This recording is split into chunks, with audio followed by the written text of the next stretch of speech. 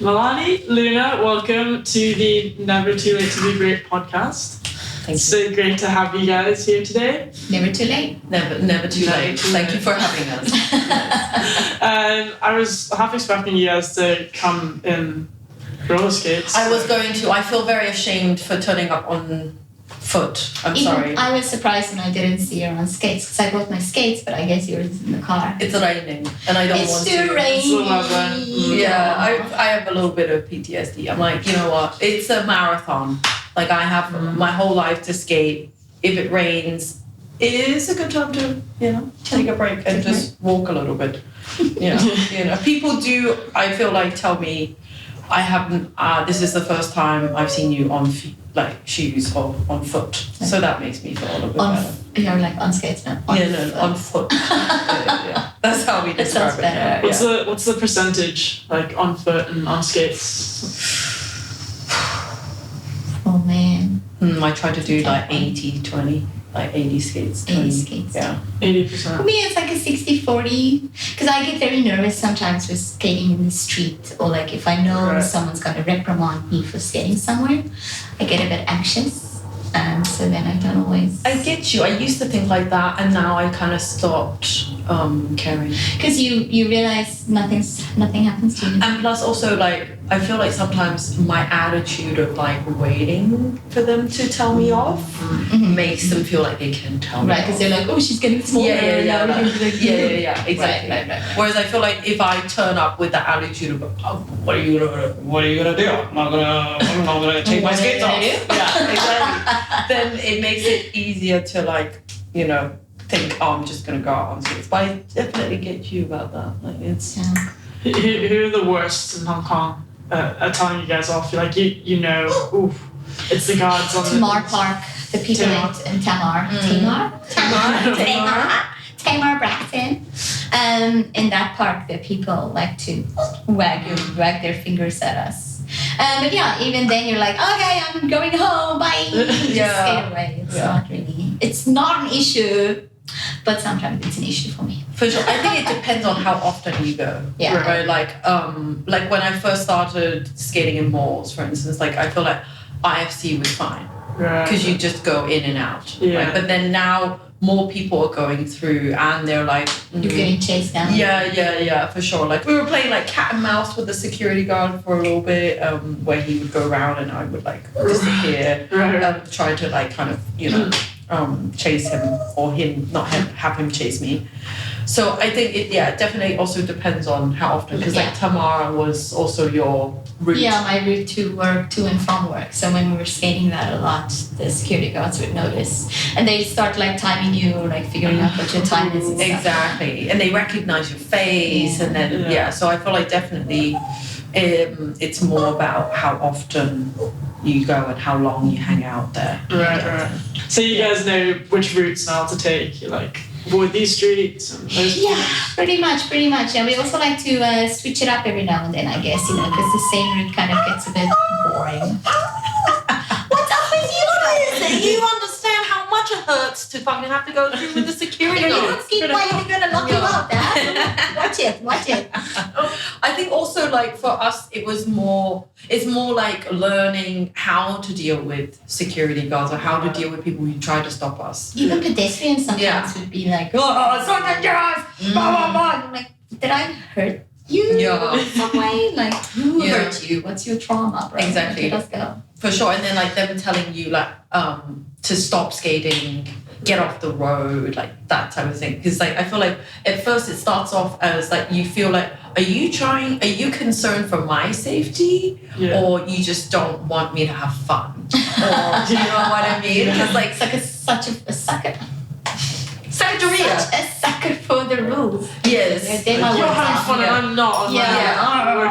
Because if you really cared about my safety, like you would say maybe like skate somewhere else or put it on your pads. Or something. So don't worry about it, I've got all the gear. You know what I mean? Yeah. Also, it's my knees. Like, I mean, your knees have some pretty great bruises on them. I see that. We need to get into those. I'm not the best at maintaining them. It's AstroTurf in Hong Kong. Okay. I mean, it's not tarmac, so... Right, at least. Yeah, we know, for sure. they burn. Very. They do. They're the worst. They're the worst. Yeah. My worst was near Repulse. There's a steep hill, and my brother and I really like going on penny boards. Babies are so dangerous. So I actually loosened them quite a lot when I was younger, so that I could kind of get that Nice. which is nice on the flat, but it wobbles. So it wobbled, and I was just going down, and then I penguin slid down the hill on my front, and my dad had literally said, because it was Ouch.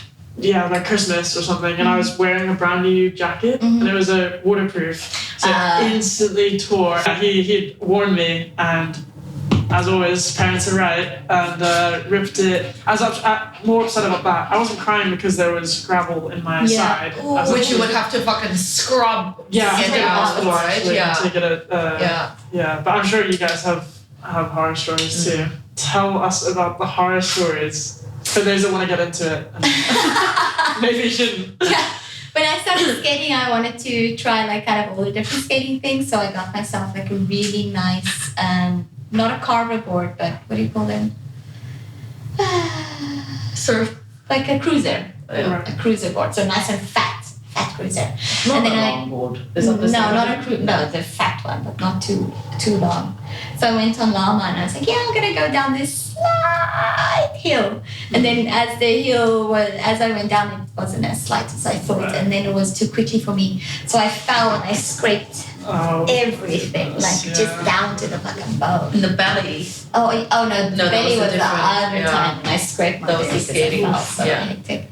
But yeah, so then every day for like a week I had to go into the clinic, and the ladies would, you know how you form your little scab? Right. They would scrub that scab off every day because they're like dirty. Like it's so dirty. And I'm like, oh my god, I know it's the dirt, or like I know it's the grossness, but it really hurts. And this one you could almost see to the bone. So they were like, brave girl. I would want to punch her in the face. Yeah. So they're like scratching into it as well though, with like tweezers and stuff. Getting all Like, that stuff out of there. Yeah. I mean, sure, I appreciate it, but dang. Yeah, mostly for me, it's just like losing skin and then some knee issues. Like, but also as I'm getting older, my stuff is just acting up a little bit. You know, it takes a bit longer to recover or something like that. But I feel like there's different types of pain, right? Like, because like what you're talking about, that cut from scraping your skin off of like fucking rough concrete. That's the worst for me. Like I would rather take a punch than face, you know, or 5 punches. When it looks like someone takes a grater to your skin and it's like just you know, that's because I feel like different people kind of like deal with different types of pain better. Yeah. And for me personally, I hate that kind of friction burn and that skin shit. It's horrible. Yeah. But you never fall to actually have those bruises. Sometimes you get the friction burn and, you know, like here and there, on an elbow and stuff. Whatever, you know? I want to see it. I need to see this before I believe it. You just busted your teeth when you fall. Yes, when you fall rough. Tell us about the That was story. yeah, I was showing off. I was teaching 3 students, lovely students. We bonded over this very much for life. But yeah, so I was showing off. I was like, hey, you guys, look what you can do on the ramp. Even though we were not teaching ramp And stuff. it was drizzling. Yeah, and it was raining. On a metal ramp. On a metal ramp, yeah. And I was like, I can do this. Because I had been skating like progressively more and more, right? Like that ratio that we talked about, 80-20, I was more at like 90-10. At that point, I could even push it and do 95 if I really like, you know, was feeling up it. Because like I would wake up, first thing, put on my skates, go downstairs, like I'll walk down the steps with my skates on, I drive with my skates on, get to the car park, skate to the shop, fucking spend the whole day at the shop, then skate back, then skate back to the car park, drive with my skates, and then get home, and that's when I take my skates off. Wow. And that was like my day, like pretty much, you know, like if I was out, I would be wearing my skates. And it got me to the point where I was feeling like a little bit, you know, dangerous, like recklessly like confident, you know. Well, I was like, I can fucking do anything. Look at me, I'm driving like with my skates on. This is life. I have to do this. This is part of my job. And then I should be on skates. Yeah, I know. And then that's when I fucking fell. I couldn't catch. I mean, I tried to catch myself. I slipped again. And like, you know, long story short, I basically had to like fix my mouth extensively from the inside out. So I lost 4. Well, technically I lost 2. I shattered 2. And I had to wear braces for a bit because I had to because one of them was very wobbly. Like the front teeth that was the reason why it took so long, because they had to like make sure this was taken care of before they like did anything else. And then obviously they had to do a bone graft as well, where they took bone marrow from my other side of the jaw. Oh, wow. So from the right side to put into my left, and then just my whole face was swollen. Oh, goodness. I could feel them like drilling into my jaw. That was exciting. Surely you were drugged up for it. Yes, but no, like only local anesthetic. Right. Like I had to be awake for that, which was fucking painful. I had no idea. Something to sleep. Yeah, I was like, please, do I need to be awake for this? So yeah, like now I'm so conscious of like seeing people's teeth. Like every time I'm like, oh, they've got good teeth. Are these horror stories, do you think they like help you, or are they 100%. You wish you... Definitely. I think it's a way that we kind of tell it too, right? Like, because whenever we tell these stories, we know that it's going to be for people, because shit, right? But I think it's also the fact that we are okay, and we are Still skating, and like the story has now become like, you know, a punchline, you know, at parties or whatever. So it kind of becomes part of you. It's kind of like failure becoming part of you, of who you are and part of your experience. And now she knows not to skate on a wet ramp, or I know not like to wear pads when I'm going down a hill on a skateboard, which is not my preferred way of skating. So yeah, I feel like it definitely helps us with being cautionary tales for people, but then also being like, oh, okay, cool, you can actually get over it if you do hurt yourself. Like, it's not the end of the world. So you're like, oh, you think you're a fool's man? Yeah. Yeah. Let me show you my roots. Yeah, 100%. There's definitely an element of like, oh, you know, learn from my mistakes, as well as like showing like war wounds. Like, look at me, that's a badge of honor. Yeah, skating is very much about that too. Yeah. If someone falls, we're like, oh, tell us about it. Whoa, some bruises. Yeah, like send us a photo, or like let us know how. And then because like it becomes like a bonding thing as well. Like everybody falls at some point, and everybody's got some sort of injury they have to nurse. And I feel like it's another thing where you kind of share. How do you nurse yourself back to health? What works best for you? Like even just a very simple question of, do you put a Band-Aid over it or not? Like that's a very, you know, different approach for different people. Right? Yeah, I think it's also a mental game, right? Definitely. When I first lost my teeth, and I was still teaching, so like often when I couldn't be asked to wear a mask, I would just fucking it. So then I would kind of like feel a bit self-conscious, because like, what if my student thinks less of me as a teacher or a coach because I've made this mistake and have this on my face? And yeah, there were times when I tried to use it as an inspirational thing, like, hey, look at this, I'm still skating. And they're just like, no, bitch, I'm leaving, like, right now. That's the worst thing you could have showed me. Yeah. So it works, you know, both ways. So it really depends, like Milanie was saying, it depends on how you also kind of tell your story as well. Yeah. I think like mentoring and coaching, all like really important things, but what came first in your journeys? It was because I started with Derby, and with Derby it's very much like volunteer, everybody does everything. Right. So that, yeah, she also started with Derby. So it was very much like hand in hand. You learn as well as you coach as soon as you can. Like, you know, whoever's sitting next to you or whoever's skating next to you, if they have a question, they normally just be like, oh, what do you think of that? Like, how do you do this? Yeah, I think with how we started, it's very unique in terms of you are both coach and student at the same time, like depending on what week it is, and now you're doing this or whatever. So yeah, I think, but then for NQ, we've always really focused on community events, like just getting people together to skate together. So I think that's kind of, in my mind, that would be the biggest thing that we kind of for sure started with, or I feel like it's taking that like organic learning opportunities that happen with skating, regardless of whether you're alone, with friends, or with new people that you've never met.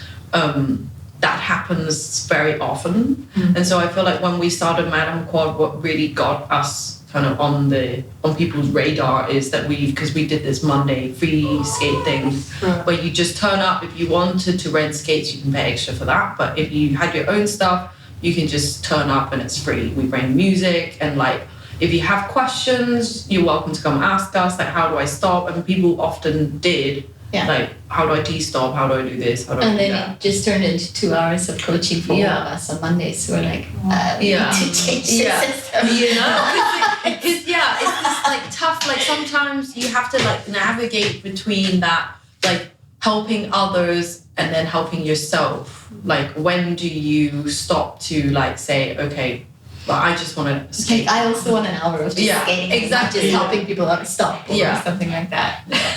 So it is a bit of that as well. Yeah, that was definitely a big thing for us. And then the shop. Came after? Well, I think the shop was born out of a necessity to have a place, so like a space for us to just go to. Also, all the upgrades that we were getting, right? Like, we would often ask each other and then like be like, hey, my shipping fee is costing more than the actual thing itself. Can we like group our orders together? And then we were like, oh, how much does it suck to have to buy skates online and not be able to test it out? Exactly. Wheels, especially addressing the problem. Yeah, exactly. So we kind of, I think for us in the beginning it was quite selfish because we just wanted a place to go shop. Really? And we wanted cheaper prices because we're like, I want toe stops now.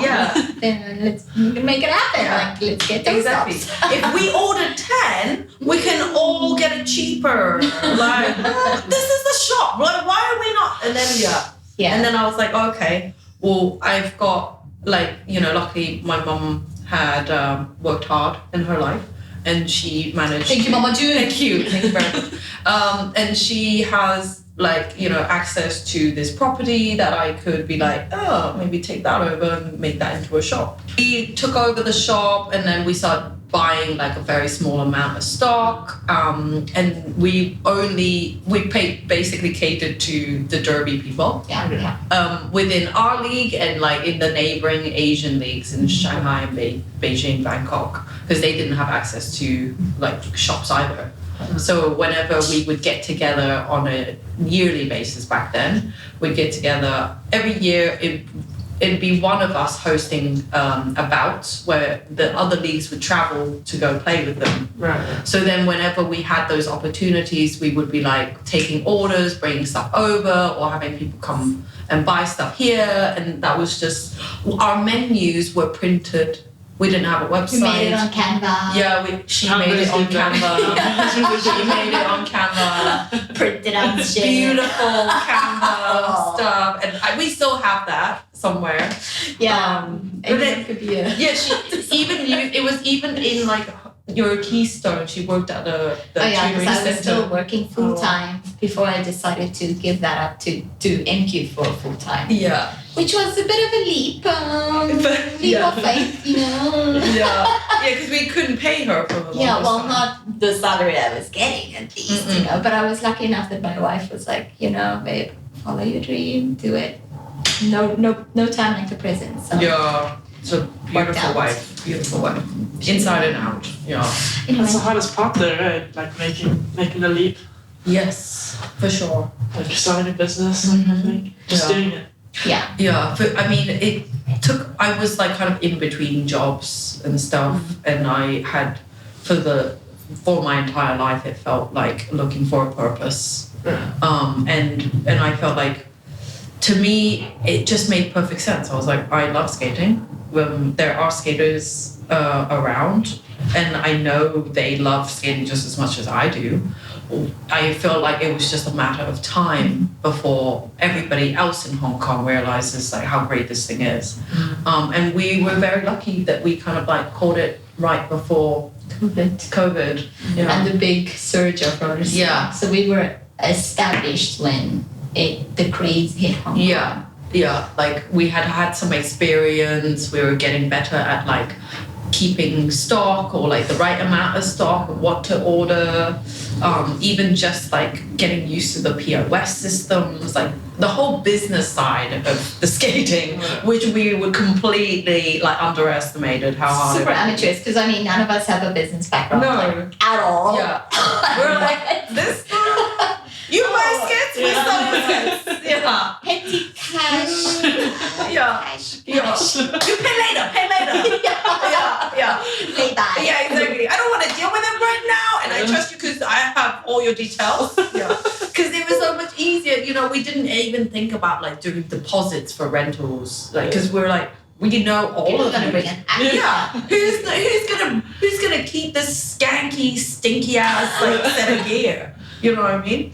But yeah. No. So people were seeing it like, well, actually TikTok isn't in Hong Kong anymore, unfortunately, but on social media, I actually read an article and it was like, don't call roller skating a trend. It's not a trend. Oh, yeah. It's not a coming back. It's like you want to see it progressing, yeah. not a spike in them. Yeah. Yeah, and like, I feel like that's what roller skating's like history has been like spiking in the 80s and then spiking again now. Maybe in 40 years it'll spike again and we'll still be skating. Yeah.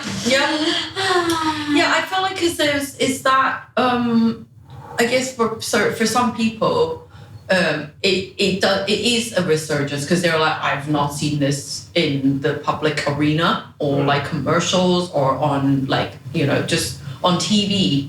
I've noticed that since the past like 3 years, like steadily random TV shows will just have like a random bit of like people on roller skates. Almost every single TV show now has like a roller skate. Yeah, like I was watching things like exactly Taskmaster, some random show in England, and then you're just like, oh, okay, first episode, the dude is fucking standing in roller skates 3 sizes too small for him. But that is happening all over, like, and I think that shows that like to those people who haven't seen it, it makes sense to think, oh, I didn't see this before, now it's popping up. But for people who have been skating, it's just like anything else. That's, you know, kind of like a slap in the face too. Yeah, like how dare you? And there's some people who are pissed off because they're like, you've now like changed this to something else. Yeah, a certain cultures also like, especially in America, I think, with the African American crowd that has always been skating. Like it's a big part of their culture, I guess, or like socialism. Obviously not everyone, but yeah, there's a big part of that too, that those people have kind of got a bit pissed off, right? Like it's always been here, just now it's being whitewashed. I mean, put in media, which is also a bit problematic. I feel like on top of that, like the race thing aside, I personally, and we've talked about this many times, where like I've looked at somebody else's Instagram and they have 14,000 likes, and the photo is they're not even wearing their skates, and they just have the skate on in the background, and they just look pretty, and that really irks me so much. And then I'll look at like somebody amazing who's doing like crazy bloody tricks. Yeah, you know what I mean? Like all these like just, and then they have like 300 views, and you're like, what is going on here? Why are they not getting all the love? Like, why do people think that's skating? And this is, you know, and this is only seen by people who already love skating. It's all about the aesthetic. Yeah. And that's also us just being jaded, bro. Yes, also. And algorithms and all that stuff. And I understand more and more that we're doing, like, you know, this stuff too. Like, there's the algorithm, there's putting yourself out there, getting picked up by these things and then being shown. It all changes that number, right? And it's not, and like I have had, I guess in the past, like put too much value in, oh, that's that many followers or that many views and that must mean this is good or something. Something that I'm trying to like, you know, correct. So we need to unlearn, for sure. It's crazy how much these platforms can kind of choose what we see. 100%. Like you'll put out an Instagram story and you'll get 100 views one day, and then suddenly they've changed it a few days later, and you get 450, 500 for sure. And then they You're like, what is going on? And then reels, like I don't know if you know Instagram reels, right? Yeah. Recently. To us, that has been like blowing our mind because our videos are getting like between 3,000 and 5,000 views a pop. Crazy. But then there's one video that's like 20 views. I know. You're like, what? But apparently that's because also they want to keep the posters or the people who are posting content creators. Keep it alive. Like addicted to it too. And I completely like get it because I am completely addicted to anytime I post anything, I'm like checking my phone 500 times more than I would normally. And like, and you can, and it's very addictive because like, I mean, yesterday I posted a reel.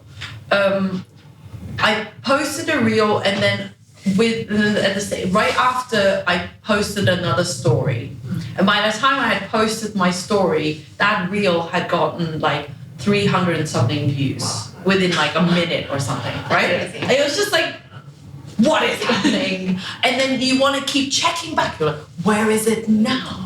Oh, today it's at 3,000. And you're like, how could that be? Let me post more. And then you're like, oh, okay, that's why they're doing this. Yeah. And it makes sense. But it's good. We have a social media personnel that's kind of like, he's looking at all the numbers and he's looking at everything. So he just comes to us with like the good news or like the good, or like whatever, right? So it's a little bit less on us to really focus on it. 100%. It really helps to have someone just walk you through that thing too. Because as a normal consumer, it's one thing, but then as a business, it's a whole nother thing. Yeah. And I think that's where like kind of that progression from when we first started and like Derby, we were like, we fucking better do everything ourselves, so we don't have time for like, you know, we don't have the money or the resources to hire somebody else.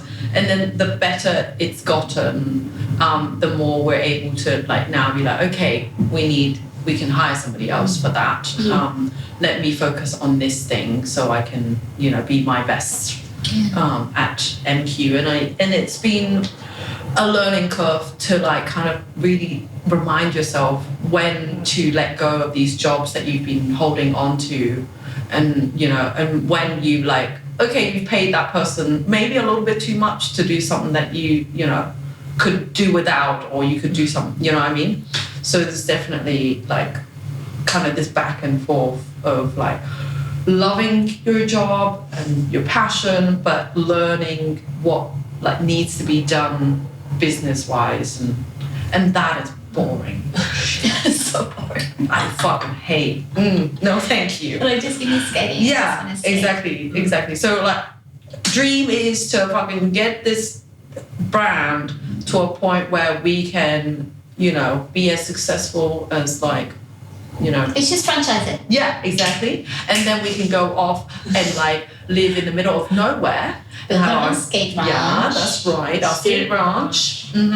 Well, we'll have where we grow skaters and plants and skate parks. And road Yeah. Yeah, because it's a ranch and a ranch. Yeah, we're growing them. We're not giving birth to them, but we will help them grow. Help them. Yeah, exactly. Just this, it's almost a cult-like, you know, sanctuary for okay, of course, in a cult. Yeah, it's very much like a cult. Yeah, some are healthy, some are not, you know. Some will ruin your life and your families, but ours will not. Just your bones. Yeah, just maybe, your body a little bit here and there. But yeah, that is definitely the dream, like to be able to like just fuck off and skate all day.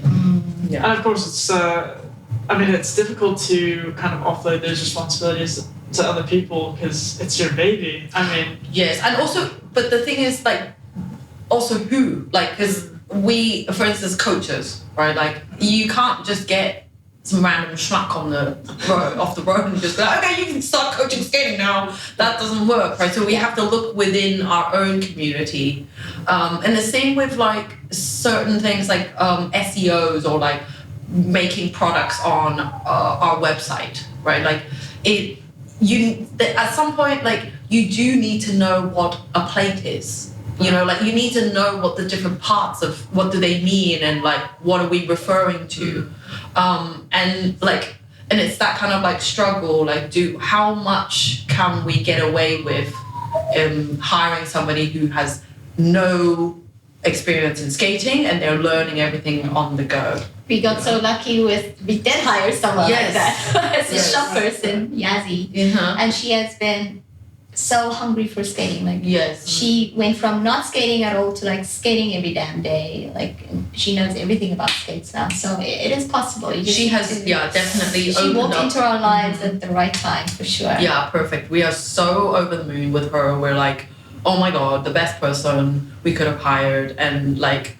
it's definitely made us trust this process that we can train somebody to like fall in love with the sport, and then the rest will come, because they'll be so interested themselves to learn and to skate as often as possible. Like, we don't ask her to like skate at the shop, or we don't ask her to host events or like organize meetups, and yet this is what she'll do. Like automatically, right? Like making awesome videos, or just like whenever she can, she's always doing something to do with skating. So we're very lucky.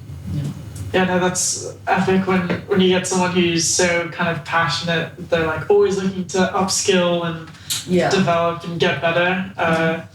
Don't meet them all the time. Yeah, I mean, but I feel like also we're quite lucky in that, like Madame Quad itself, I think as a brand and like and culture for us, like that's kind of the ethos that I think we've built, like where you're passionate about what you do, like you come with your own sets of skills that you can develop, and we try our best to give you the resources that you need to do that. I think it's also like it's up to you to do your thing, right? Like if you want to come skating with us, come skating with us. If you want to do this, then do it. Kind of that proactiveness in wanting to skate or wanting to be part of the group or stuff like that.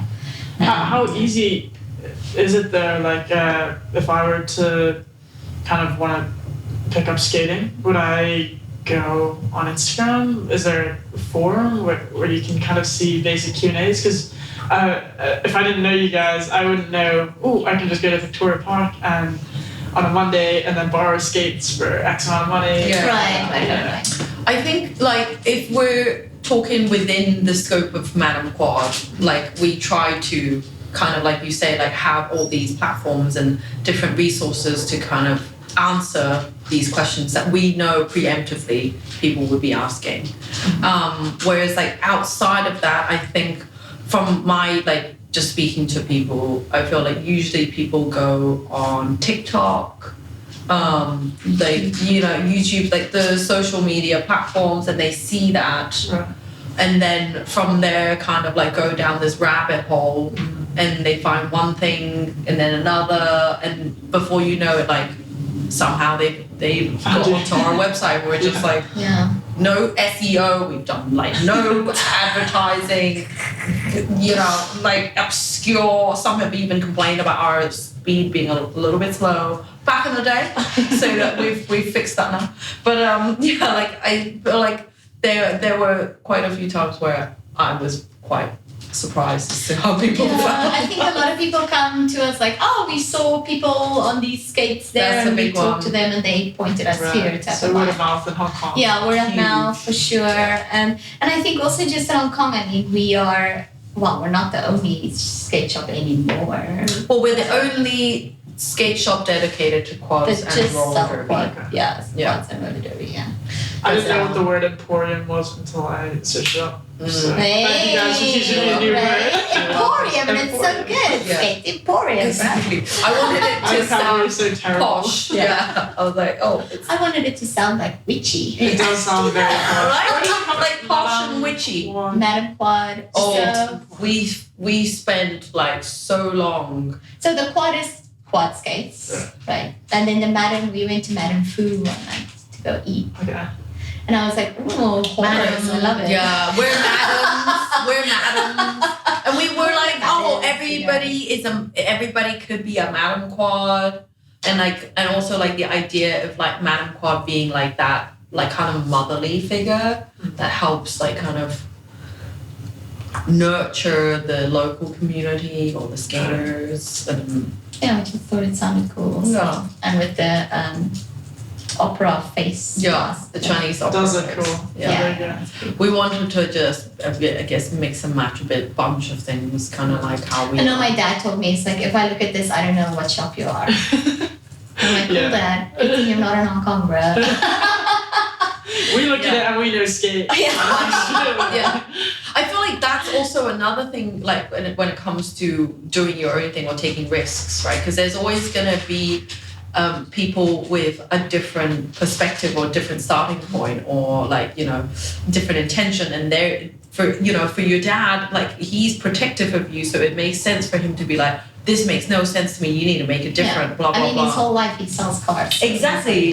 Like Otto. His MO is very different, Totally. right?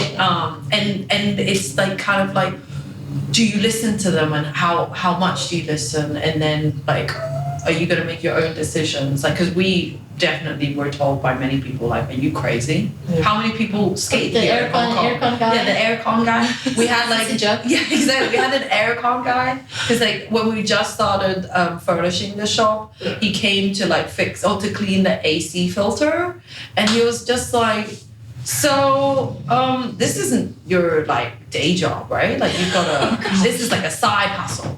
And I was like, what do you mean? He was like, how many people skate in Hong Kong? Like, who are you catering to? Was this in English or? Like, no, in Hong Kong, and he like in Chinese. And then he was just like literally like, there's no way you're making money off this, right? And like I was so close to kind of like shutting him down and be like, shut up and clean the filter. About to like take the ladder. Yeah. You know what? Get out of here. That's what I paid. Yeah. Sorry. Who are you? Aircon filter guy? But no, I was like, you know what? This is a great opportunity for me to like win him over. I asked him about what's the one thing that he spends money on that everybody gives him shit about, and he was like cars. And I was like, you're telling me you're giving me shit about selling quads, and yet your hobby is to fucking spend money on cars when you clean AC filters for a living. No offense. I don't know how much you have to make. Is this your side hustle? But like, and I was just like, well, it's kind of like that where like everybody, other people might struggle to see the value in it, but you are convinced, and therefore you'll spend however much time, energy, and money on this stuff. Mm-hmm. And I was like, we're the same. And I'm assuming every other business is the same, pretty much, right? Like you can think of that as like. Yeah, like how many Warhammer enthusiasts? Yeah, exactly. Are there? There's like so many Warhammer stores. Exactly. You can ask that about it. Yeah, 100%. So we were like, okay, we just need to keep at it, do what we do, and like focus on what we love. And we know that we're so obsessed with this thing that we will spend all our time. Yeah. Researching how to get better, what's the best gear, or what does it mean, how to put things together, building random skates. Exactly. And it becomes like you then like have other skills that you need to learn because of this one thing, and it's beautiful. Yeah. And so like we know this will work, and so we took that and was just like, okay, we just need to get like be out there, and one day somebody will find us. You must think that there are so many benefits there. Like, to be that obsessed, it's just I can't think of a single, like, I mean, it's hard to find negatives to do with skating. The other way around. It's not a negative. It's not a negative. You know why? Because I learned, because of this, I swear, I am so much more like clued in on like dental hygiene. Like, you know what I mean? Like, I'm not gonna lie, before this, I might have skipped out on like flossing like pretty much all the time. Now I floss every day. I floss. See, this is what I'm talking about, right? Oh, like little things is like this that. majority floss? You're like, oh shit, I'm being outed in this. But like, this is what I mean, right? Like, because I smoke also. So like, for me, you know, for the longest time, I was like, why does my breath still stink so much afterwards? And I was like, ever since I've started flossing, I'm like, oh, it changed everything for me. Yeah. But I mean, these are small little benefits that I'm like, you know, justifying. But like, definitely, you know, the whole thing has taught me to be more patient, to think more about what I'm doing. Your surroundings. Yeah, my surroundings. Thinking of skating as like a long-term thing rather than like, you know, like I need to be my best now. So yeah, I definitely. That's also kind of a mindset that comes a little bit later, like after you've skated for a little bit. Yeah. I also don't know if it's a thing that comes later in life or not. To ask some younger skaters. Yeah, just kind of that idea of there is time, like you don't have to rush to get through everything. But also I don't push myself too much when it comes to the skate park. Like I'm quite scared for certain things and then I'll slowly work my way into it. So maybe that's also just my way of doing it and not an age thing. I mean, I feel like yes and no, right? Like I feel like generally the younger peeps tend to think less about throwing themselves at like you know, when they're at the park, because it's, I guess maybe they haven't fallen so much yet. Yeah, you know, there's less to lose. So carefree. Yeah. You know, but back to and I like to keep reminding people this is that like when the kids injure themselves, they take 3 weeks off of school. That's fucking score. Whereas like we have jobs, and now if you're you know off work for 3 weeks, you're screwed. You don't get paid. It's a lot of you know what I mean? time off, yeah. So I feel like that's like more, you know, mental, and that comes with age. I mean, I'll still get paid if I have to be off work. No. Mama June. It's quite an expensive, as in kind of like bouldering, for example, which I kind of want to try doing. I realized like the main thing is I don't have shoes, and those are probably the most expensive investment. Equipment, right? But with roller skating, obviously you need to get skates or you borrow them. So kind of where do you start really? Like I wouldn't know. I didn't even know there's. I could barely kind of distinguish between inline and that's a good roller skating. I was like, what? There's a difference. I would say go to your nearest skate shop, and quite. No, probably I don't know. Where would you start? Like, how do you know that? Oh, I'm gonna make this investment. So, I think that's where the rental skates come in, right? Because like for us, the what made sense at the beginning with roller derby was to buy leaving skaters gear to rent out to new skaters who want to try it out. Because it's quite an investment. It's maybe about $3,000 to get everything. Yeah, like because with derby you have to get full gear. Helmet, mouth guard. Right. Yeah. So then it makes it a lot easier for people to join when they've never done this before. Like you were saying, like how could I commit to fucking $3,000 worth of gear when I've never done this before? I'm stupid like that. Not stupid. You like to commit. You like to invest. You like to no try commitment things. issues for you now. Yeah, exactly. My parents actually hit me. I spent so much on like camera gear, and they were like, "Now we're gonna have to buy insurance for you because you're gonna lose it."